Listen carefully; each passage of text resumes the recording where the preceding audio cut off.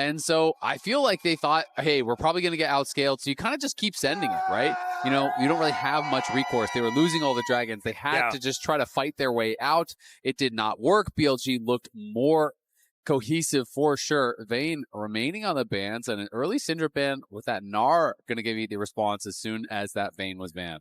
So I feel like I, at least personally, have a pretty high Ryze priority, especially with the Syndra ban. Yeah. So a lot of people have been playing it into it. I mean, it's a very good, flex ban versus BLG in general. That's why they keep on doing it. But it also does even raise more priority on the Ryze. Yeah, I think Ryze can be really good. We'll see what else gets banned out. But if someone does go Ryze, I do always like, any Wukong or any Pantheon, kind of like aggressive answers, allow you to really, start fights, attack pretty heavily in that mid lane too. Yeah, you can go the Annie route or the Taliyah route. I feel like the other two good answers into it still up right now. Yeah, I feel like the Taliyah has started really becoming a popular option into it. I feel like Annie has found not all that much success so far this MSI.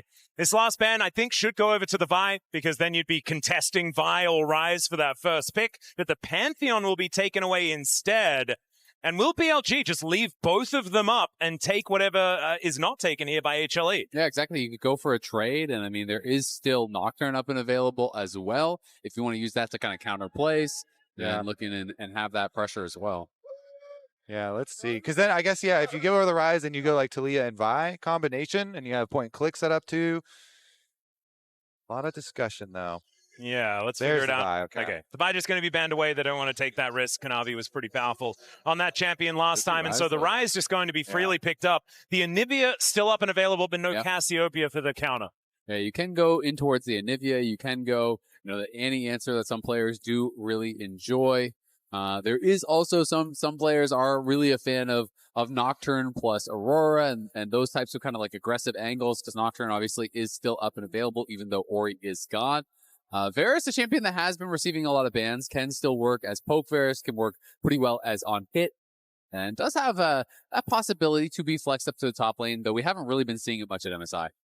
Not so much anymore. One more pick to come through from Shun, and the Nocturne going to be picked up. You were talking about the the Aurora Nocturne, and you don't need to worry about Aurora being picked in theory unless Zeus is going to play that top lane.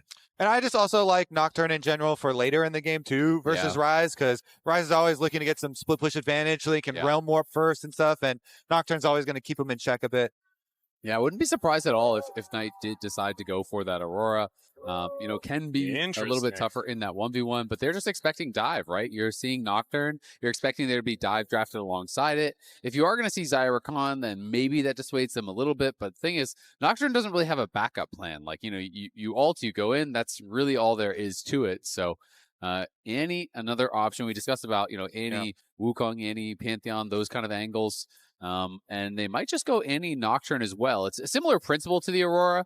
I think it is a bit better in the 1v1 against the Ryze, but you turn off the lights, you come from a surprising angle, all of a sudden Timber's on your head. Exactly. It has effectiveness in these team fights, and you can get into a very good position there for a split second, and sometimes you can just beat out the Xayah and, burst her before she has a chance to react. Yeah, and there was one thing that I kind of forgot about the Annie. This is also Knight's Annie. This guy has been ridiculous on this champion throughout his entire career, and so maybe he is going to be the difference maker. It didn't work for Zeka when he was facing off against him, but Knight, he's going to be the one piloting her this time. That was his most played in the LPL. I don't think he's played it yet at MSI, so he is going to be bringing that out. And the other thing you always have to remember with Nocturne versus Xayah, obviously Xayah great at absorbing the dive, but when the fear tether is on you and you go up in the air, the fear tether does not break. You get feared as you come down, which can make things pretty difficult thereafter for the rest of the fight.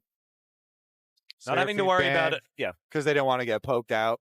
Yeah, and also not having to worry about the Cataclysm is going to be a good thing here as well for the Xayah. Gumayusi has been pretty phenomenal on this champion. I think if you're going to be banning Seraphine, then you also kind of have to ban Nico. I feel like Nico does kind of fit the theme of what BLG is going for Nico anyway. Nocturne, pretty strong. Yeah, exactly. And Nico plus Varus is a strong 2v2, so that would kind of be my expected ban. The Trundle does make me think that Bin is considering a top lane tank to go alongside this, and instead they're going to ban the Lulu. So I would expect that we would get a Nico. It's interesting that they are more worried about those potential enchanters. Maybe their read is that it's going to be like on hit Varus and that sort of style, but I feel like there's not really anyone tanky on the other side yet, so you could just play that safer, poke Varus with Nico, play for the 2v2 dominance, Nico plus Nocturne plus Annie, very, very good engage, very good burst. All right. Yeah. And maybe Zeus is thinking that he wants to play a melee carry too, and they don't want to have to deal with polymorph either for some of these team fights. Okay. All right, it's just going to be an Alistar locked in here for On. A lot more playmaking available for him as well. How's, the blind Silas top for Zeus? Could be an angle. Every time I see the Alistar, I just assume that we're looking for a Silas angle. But the Olaf is a consideration here.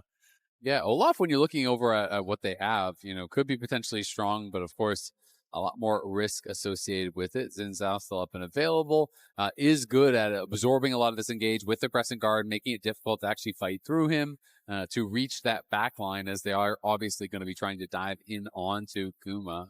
Is it just a Scion? That's what I'm trying to figure out. I think it's possible. I think that Bin definitely is considering going towards the tank with the Trundle Man. Well, biding our time here, waiting to see what Zeus is going to play, and that Olaf comes back once again and will be locked in. All right. What does Bin have for us as an answer to the Viking? I feel like you just pop with the Counter-Strike and you're able to absorb so much of that, right? You just leave the Counter-Strike running full. Also, I think the Jax is better versus the Xin, too. If jungle's going to be up there and ganking you, it is very, very good. Obviously, the dodging auto attacks, and you're always thinking about the top and jungle duo because they're probably going to force up there when you do pick the Olaf and you want the Olaf carry. And Jax, not that meta these days, but when you think of Bin, you think of Jax. Oh, yeah. This guy has been, I also think of Gwen, but that's from some old wounds, but might come back sometime in this series as well. We have seen sprinklings of Gwen so far. Some people think of Gangplank, there's some people might have trauma. Bin has definitely done some stuff throughout his career so far, but those are your drafts. A blind Olaf from Zeus going to be punished by the Jax here towards this top side of the map. And Bin so far hasn't necessarily had the most fun in lane. I think the Renekton did a pretty good job, but outside of that, Zeus did manage to get the upper hand. This time, it might be the Bin show. It is so interesting that the blind Olaf has come in a couple times now. Doran also played it in their series against G2. Not a pick that you pretty much ever see blinded in pro play, but it has now come out twice from the LCK teams. And I do think when you are going up against this Jax as the Olaf, the pressure is on you to make things happen early. The Counter-Strike obviously is a fantastic tool to deal with it, but if you can force that Counter-Strike out, there are opportunities to potentially look for that all in. But if you do not make that happen, Jax is going to become very difficult to deal with, and Bin is even going Ignite, so this is going to be a spicy top lane. And Zeus is not playing Flash, so it's actually Bin with the double combat summoner advantage. It is just Ghost TP here from Zeus, so a much more conservative approach where Bin is going to be looking to actually just try to dominate that 1v1. That is very frightening here for Zeus. Let's see whether he can actually play defensively, as the rest of BLG wondering when they can go in to clear out this vision. HLE do get information about the 3 people moving over. And again, if you're looking to dominate the top lane, you need to dominate jungle. Yeah, Zeka waiting for his moment to make his way in, as Kanavi still wants to get back through. There is the flash out of the Counter-Strike. And already, things not going HLE's way. Jungle dominated, Atlus. Yep. They push him out on the Raptors. Nocturne is so good at doing that, and the full support of BLG in their efforts splits the map for the Flash Ignite Jax here, really trying to get advantage after advantage and keep the Olaf on low economy in this game. And honestly, I'm kind of surprised that HLE even tried to contest it. When Annie walks in with a prep stun, Nocturne is incredible on the Raptors, and you have an Ignite Jax that has Counter-Strike at level 1. That is just a tough 3v3 to actually ever win out in. And, as good as Xin is, in kind of like fair duels with people, when you don't have Flash, it is easy to pick that champion. It's hard to make escapes. You have to have like enemy minions or jungle camps or something around to be able to dash to. So you have to be a little bit careful if your opponents try and close some traps on you. And On is kind of watching at the moment, and maybe one of those traps is about to be sprung.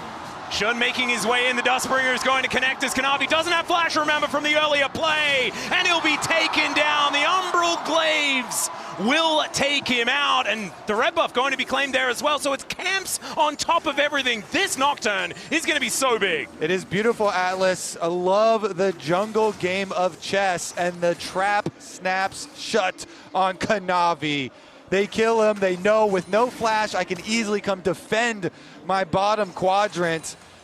And On makes the difference. Look at this. They've got vision. They have everything. You're playing right into their hands. And Shun took an early base spot boots so he could get out there even faster. So he's coming out of base with the boots, arrives to this fight, and On, like you said, just sets it up beautifully. Kanavi still level 2 against the level 3 Nocturne with boots, with an Alistar, no way out. I'm telling you, man, On is my favorite support in the world. He plays so well for jungle. And BLG, they're going to reap the rewards now. You talk about Shun being ahead, Nocturne a full level ahead, and Nocturne's topside. Oh dear, Zeus in a lot of trouble, gets stunned up by the counter-strike. And in goes the Nocturne, getting very scared as this Viking, and then taken out. And that is the danger of playing Ghost TP. Yes, Bin did have to give up a big wave, though, for that. He lost a lot of minions at that tower. But they didn't even need the Ignite to kill Zeus, and Zeus realizes he can't break the Fear Tether. Camp him, camp him! Well, that's exactly what they're doing, is Bin just gets back to work once again. And Zeus not going to be able to get out of this one. The Ignite ticking down, the Fear tethers once more. And the Alcove will not save you, Zeus. He falls a second time in a row. Okay, jungle diff. How do we measure the jungle difference in this game, Atlus? I don't think we have anything very long in the area. 14-hour flight. We'll use kilometers and miles. Man, that is tough. That is so tough. Oh, look at this minion wave just going by the wayside as well. And I just love it. I mean, Ghost scales better for Olaf, you know, later on into the game. It is really, really valuable if you're going to go one or the other. You love having Ghost when you pop the Ragnarok, you're sprinting in. But if you do not have Flash, it is so hard to get away from these ganks. He can't break any of the Fear Tethers, and they just held the Ignite for the repeat gank. Now Bin already has his steel caps. He is off to the races. It is physical damage, auto attackers, both of those topsiders that could attack him, and Bin is just going to be in a dream scenario. I really want to compliment BLG for their game plans that they have shown, because we always compliment them for their mechanics and their insane solo laners, but they have had really good game plans and executed on them very effectively to get a lot of their leads. And this is another very nice case of it. Mid lane is a scrap. Yeah, Headbutt Pulverize does come in. There's a double knockoff from Delight, though, on this Rakan. Gets the flash out of On, and will be able to make his way out. And one thing does need to be mentioned, this is Delight's signature champion, right? This Rakan is something that he's really made magic on, even when he was on Bro. This guy has been a phenomenal Rakan player. The problem is, he has to dig them out of this massive hole. Yeah, I mean, he can be an absolute game changer.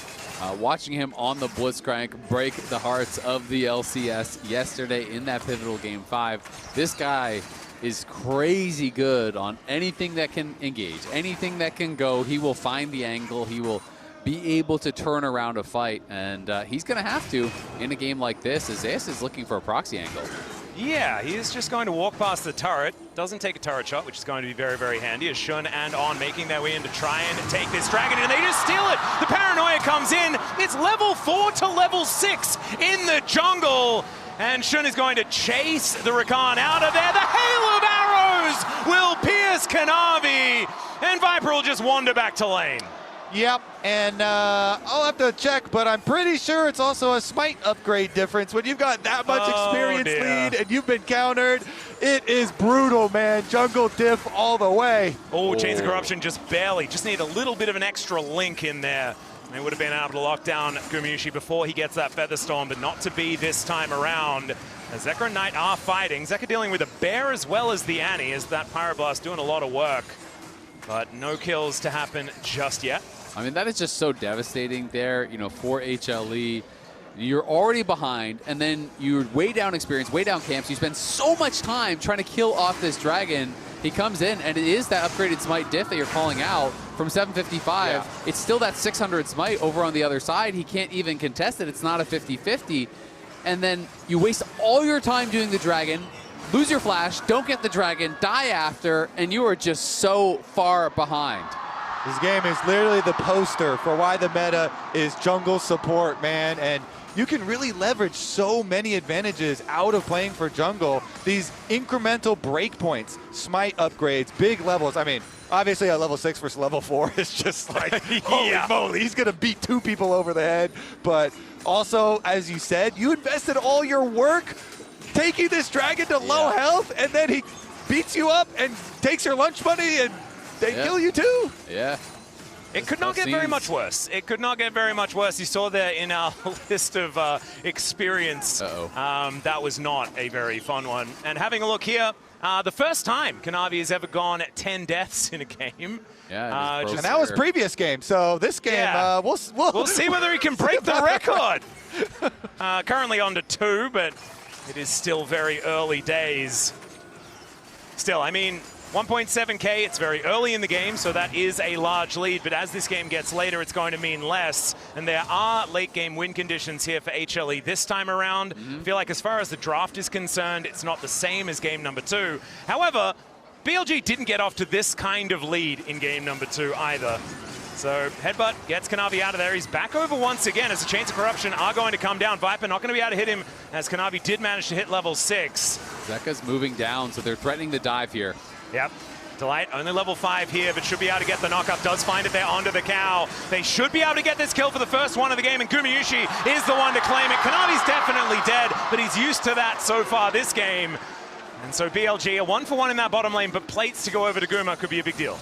Honestly, I like the call from On. He's like, okay, yes, you guys do have the extra power here, but I will sacrifice myself under tower to make sure it's going to delay Kanavi even more. Viper? Yeah, there is the quickness towards that bottom side of the map as Delight gets himself out of there. Gumayusi gonna need to finish this one off, and he does do so. A 1-for-1 under the turret as a teleport gets Knight in, but a little bit late. Yeah, Guma just never used his ult. I was kind of surprised. Maybe he made the read that I'm dead no matter what, but it wasn't the read that I had from that position. I felt like he could have used the ult a little bit earlier and maybe been able to actually pull off an escape thereafter. At the end of the day, it is that 1-for-1, and Guma does create a nice little lead for himself, but Viper got 2 kills in this series of plays as well, so even though he lost a lot of farm, he's not as far down as you think. Shun can move in. He's got a blast gun to work with. Oh dear. Kanavi this time is going to back away, and the Sentinel loses his patience. Going top. Let's see whether this Ryze can make a difference up there, as in the meantime, we've got another battle, and that is just going to be the secure by Shun.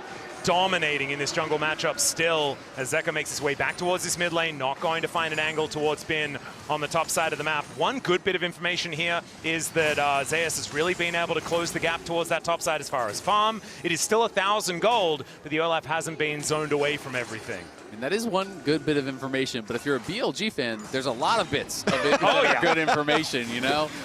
There's an entire book of good information. Take your choice. You can look here. Oh, that's nice. Ooh, that looks pretty good over there.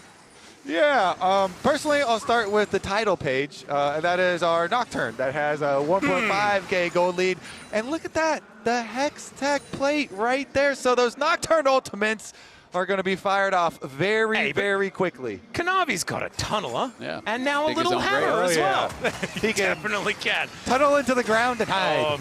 The Coinbase Gold Grind comes in. That is going to be the cleanse to get out of the Chains of Corruption as Knight's moving in. Bear lands on top of Delight, but he's not dead just yet. Just barely able to get himself out of the way as a teleport. Flies on through. Zeus turns up, takes the 50 gold as he kills the bear, and will just wander up the river. Knight thought he was dead to Ryze. I think he could have finished him with an auto attack maybe even, but thought he was dead for sure to the Tippers. Does not finish him off, so Delight does escape, but this means free time for Bin on the top side. You can see Zeka's moving up there to try to answer, but Bin is farming plates. Nocturne ult for Dragon maybe? Do they see them? Oh, they're not going to contest the Dragon right now. Oh, it's going to be secured. All right, so HLE on the board as far as the Drakes are concerned. A second Ocean Soul this series, back-to-back here. But it was pretty important in the last game, so I hope that HLE are able to give it a little bit more priority this time around. Well, they got one of the early dragons, so they're in a much better spot already for delaying that soul. But the triple grubs we never really talked about. Shun was able to trade a play on top side when they were going for all those bot lane shenanigans, looking for those dives. So we got all 3 grubs. Bin has a winning side lane. You have this Jax who is going to be set up for success in the 1v1 later on in the game anyway, now enabled by those grubs. And that is just going to make things even more difficult. But Guma and Delight feel like the hope right now. Oh no, only level 5 here for On as he has to flash to get out of the way with the grand entrance. And that is going to be a dead cow. Mincemeat on the rift as HLE will try and get another plate, but they run out of minions. And behind the turret goes Gumayusi. At least the bottom side is going well here for Hanwha eSports. Yeah, Atlus, some support experience difference there. Having the ult there, the charm from Delight, it's easy to pick up the kill on, and they also get his flash and a bunch of extra money into Guma's Xayah. Okay, so ulti's traded here towards the top side, but a ghost going to be used from Zeus as well. Flash Ignite still up for Bin as Shun. They want to fight this. Yeah, he's on this red buff. Kanavi kind of sick of giving these away, but he is nowhere near. And Zeus going to have to wander on over, eat some honey fruit before he gets there as the turret is taken towards his bottom side. And it is once again in Gumayusi we trust on the HLE side. I feel like it's a good place to trust. I thought he had a really good Ziggs game, and now he is so far ahead. Headbutt back onto the life, but the battle dance towards Zeus will be able to nullify all of that. I mean, holy, he's got 2 items at 13 minutes. My Guma is ridiculously fed, and Viper has been getting starved because Viper, you know, to no real fault of his own, has just been getting zoned off the tower constantly by good play from HLE. Zeka threatening roams, Kanavi realizing, all right, the game's not about me. I'm not going to be able to farm. I'm going bot. I'm playing for Guma, and that is the right choice in a game like this. You can't just sit back and try to farm because Shun is going to push you off everything. You have to find a win condition, and HLE have done that now with Guma being hugely fed. So Bin's really frightening as well, though. He's moved up to a 1.3k gold advantage. It's pretty close to what Guma has on the other side, but they also have an extraordinarily fed jungler. And the BLG gold lead has fallen down to about 700, but I do feel like that game plan that you guys were talking about, what they've been playing around so well so far, this MSI, to be perfectly honest, is still well and truly moving towards later in the game. Yeah, we need to see if Shun can actually like really win these side lanes even more. You know, if they're able to get to the next stage of the game, which is when outer towers start dropping, they're fairly low right now in the side lanes, and the first one already taken on the bottom side. But when you start to open up that map, if the Nocturne does not put the influence of this lead into effect in the mid game, then you give a lot of room for HLE and Guma to retake control. Yeah, I completely agree. And I mean, they really want to get those outer towers down because you make it a long lane for Zeus or Zeka, and you're up against this strong Zax and the threat of that Nocturne. All of a sudden, it becomes pretty easy to chase you down. With that tower behind them, these aren't easy characters to actually kill off. Yeah. They're relatively tanky. They have the ability to survive and escape, and they are playing it defensively because they know the game is not about us right now. It is about Guma. That's where the action is going to be for HLE. And if you are Zeus or Zeka, your job is survive, farm, clear waves, and scale. Yep. Zeus does have his Stride Breaker as well, which, as we just saw in that last exchange, use it when he leaps onto you, and then you can walk out of the Counter-Strike a little bit more effectively. You mentioned, Isaac, that making sure you keep up the Counter-Strike is very important into the Olaf, so if he ends it early, that's also a good thing. And so this Stride Breaker going to be very, very helpful here for Zeus in this matchup. Yeah, I mean, the stun's obviously always great from the Counter-Strike, but in these auto-attack based matchups, just letting it run full against champions like Zhao and Olaf, it just cuts their damage down so heavily. It makes it very, very difficult. BLG trying to force around this Herald here. Guma, though, as we said, has his 2 items, and Delight has Exhaust ready, has a Locket ready, so they have tools to keep Guma protected, though he has been poked a bit by Viper, and I think that's going to make them just give it up. Yeah, Zeka was thinking about moving from that top side of the map, but they are just going to give it up. And a bit of a fadeaway arrow there to help Shun out as he picks up the eye. This Nocturne still running the Rift right now with one of the largest individual leads on it. And in fact, his individual lead is actually the BLG advantage, as Bin and Gumayusi are kind of canceling each other out right now. Yeah, we got a comparison. Top side of the map versus bottom side of the map. And if you can land some poke damage ahead of time onto Guma, then they can really put the pressure to him. He is running, of course, the cleanse with his flash and his ultimate, so has a lot of buttons still to press, but even if one spell lands, it gets kind of dangerous. Well, the Rift Herald, bit of a battle herald here for BLG if they'd like to grab this second dragon for themselves. As in goes on, could be a knock-up into a pulverize, as Shelly is avoided quite well. It's only Zeus that gets put up towards the sky, but in that, it is going to be the Drake secured by Shun. Immediately, though, Viper just dies. The quickness to grab Shun at the same time as he has to flash to get out of the way. BLG, they only sacrifice 1, though, and getting that second Drake, a pretty big deal. Yeah, it is a big deal grabbing that second Drake. Oh, Kanavi going to get a little bit scared here in this brush, but no, is able to break the tether just in time.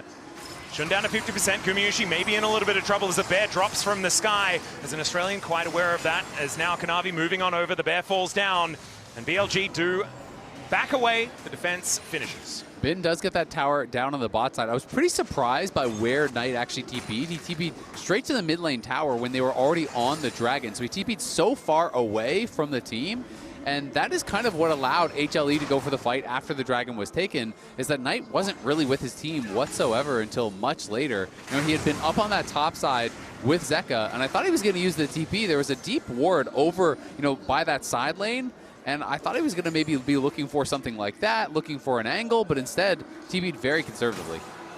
Oh, Delight going to get comboed here, but be able to make his way out to relative safety. Gets a ward down, spots Shun.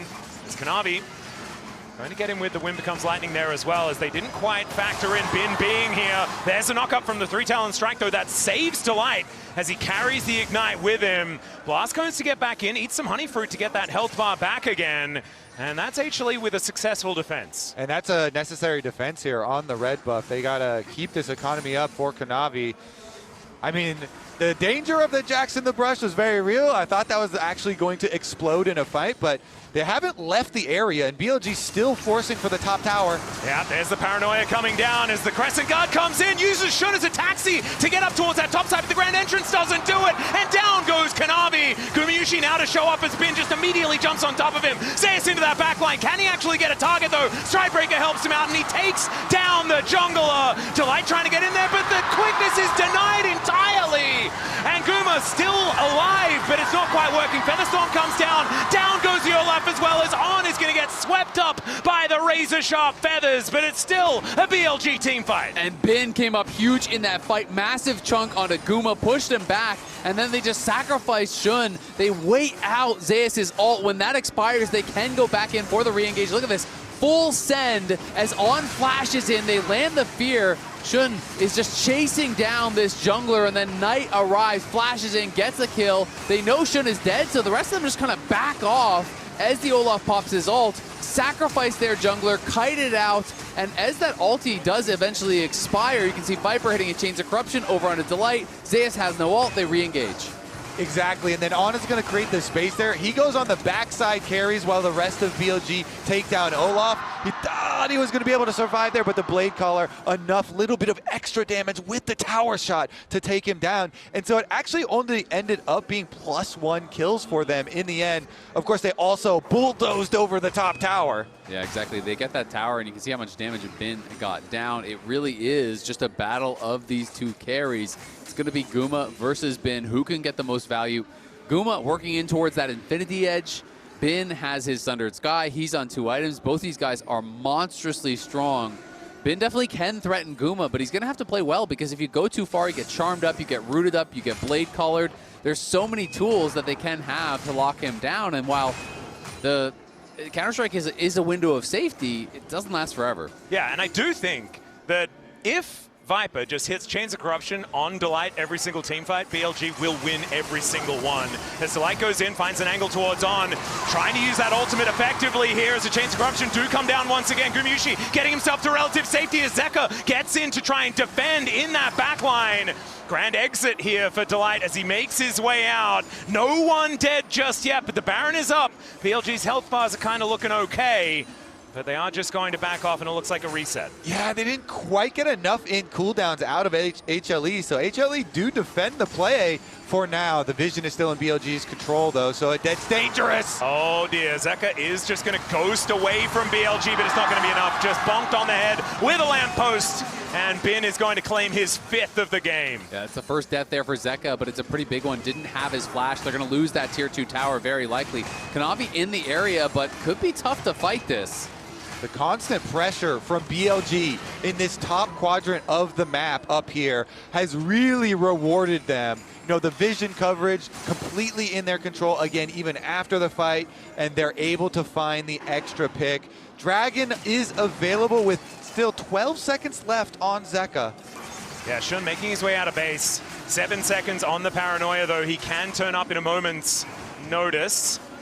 Unbreakable Will not quite there for On, as it looks like HLE are going to back away from this Dragon Pit. BLG will say, well, thank you very much for the leash. I know it's not a very big one, but we're happy to do so. That is going to be soul point over to them if they're able to lock this one down.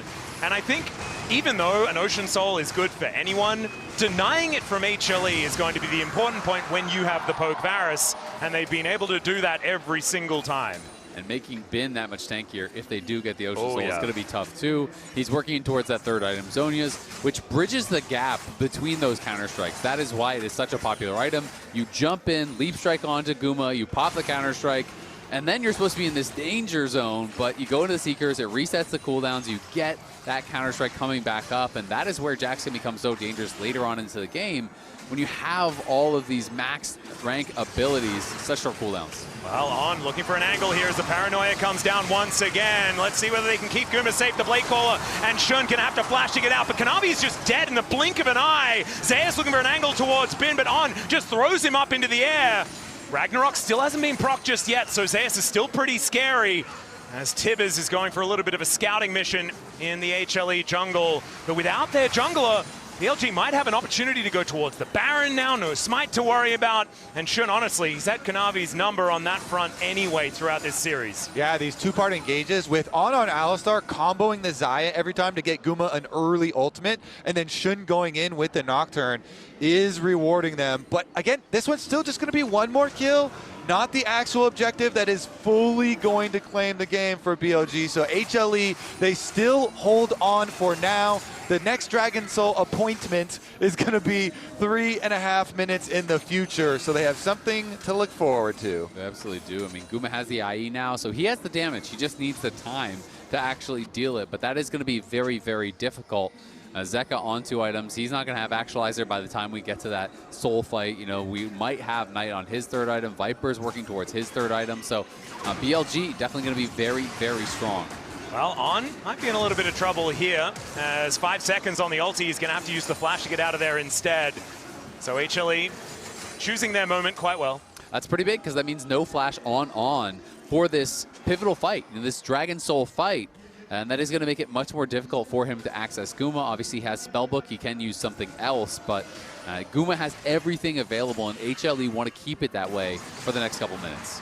Oh, Dustbrain comes out here from Shun, gives away his position towards these popcorn chickens, as there is the Paranoia. The Realm Warp to get them underneath the turret as Guma takes it down first. The feathers have been laid, as into the backline goes Zeus, and immediately he is taken down. And now it's BLG's turn to go on the offensive. Kanavi using the Crescent Guard to try and create some space, but it is once again a pick here for BLG, and summoner spells all over the place for Hanwha. Another Ryze Realm Warp delivers their own team death, Atlus. It is a solo dive mission there from Zeus on the other side. They were split directions, and he got bursted down by the Varus and the Nocturne, and now the Baron under attack. Yeah, 25.5 minutes into the game. The Baron does do a fair bit of damage here, as we can see. Shun down to 50%. They are just going to be backing away, not wanting to risk it all on a Baron take. Exactly. They realize it's not worth sending it here. Could still get taken away. The Dragon Soul available in 145. HLE maybe feeling a bit of pressure, thought that they had it to go for it. You know, they do Realm Warp in on the tower. The tower was very low, though, so went down quickly.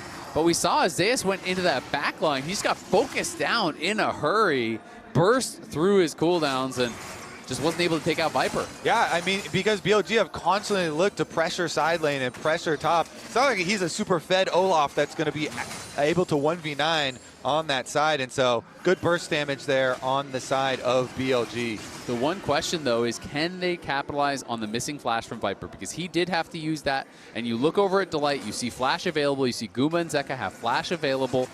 Maybe they can try to catch Viper on this Varus, kill him off quick at the team fight. That could be a window in, because HLE are going to have to try to get creative, find an angle to deny this soul. I just think from this far behind, you cannot afford to give over an uncontested Ocean Soul. Well, it's 50 seconds on the clock, and HLE are largely here towards the top side of the map. Teleport in hand here for Knight, and he can just join any sort of fight in that river anytime they would like. As Kanavi and Zeus are in position for now, but it looks like Zeus is just going to back off, clear out this wave. You can see BLG are giving all their camps to Bin. So I think he's trying to rush towards Zhonya's. He's trying to get the last bit of gold, I have to assume, for that Zhonya's. He's taking the Krugs right now, you know, taking those jungle camps, and if he can get that, would be huge, but I don't know that he has time to base, so it looks like he won't be able to get there. Well, Kanavi with a cute little steal becomes lightning. Finally, something going his way. A couple of items have been completed here for Zhao as well. I think he would love to get that level 16 too. He's so close to it there for Bin. If he could get some solo experience, if he could just soak up level 16 for another rank in the ulti. Looking like it might be a little bit too late as far as that is concerned, but he is still extraordinarily strong here in this game. As Zeka on a flank angle, Knight teleporting in, will join the rest of his teammates. 5 strong on BLG's side. The paranoia comes on through with Gumayusi not going to be able to help take this one down as Shun secures another soul. And Kanavi, he's trying to fight this one out, but he is just going to go down. Bin in that backline, able to escape very comfortably. And once again, BLG taking the lunch money. The Featherstorm has to be used by Gumayusi as they are going to try and take down this cow, but the bear comes from the sky, takes out the Rakan, and BLG will just cruise towards the Baron. BLG just played it so beautifully. Bin on the side was threatening to flank the entire time, so Guma could never step up because if he walks in, Bin will kill him, while the rest of the team just focus down Kanavi and then on presses forward, forces out that ult. Just look at Bin on the top of your screen there, constantly threatening the ability to go in. They win this might, and then it just eyes on the jungler, fear into Chains of Corruption, and the combo, they kill him off. Bin survives on the side, and then they just chase forward, force out Guma's ult, and take out Delight. And the rewards are huge. As you can see in the picture-in-picture, they also got the Baron, they also got some turret plate money, and it is a huge, huge swing here. That is going to be what pushes BLG over the edge. A 5,000 gold lead now here for BLG as a result of that priceless moment. As Delight clears out the control wards, I just don't think it's going to be enough here from HLE's side. We've seen magic from Rakan's in the LCK and from Delight in particular, but it is getting more and more difficult. Yes, there's 4 items on Gumayusi, but is that going to really make the difference here?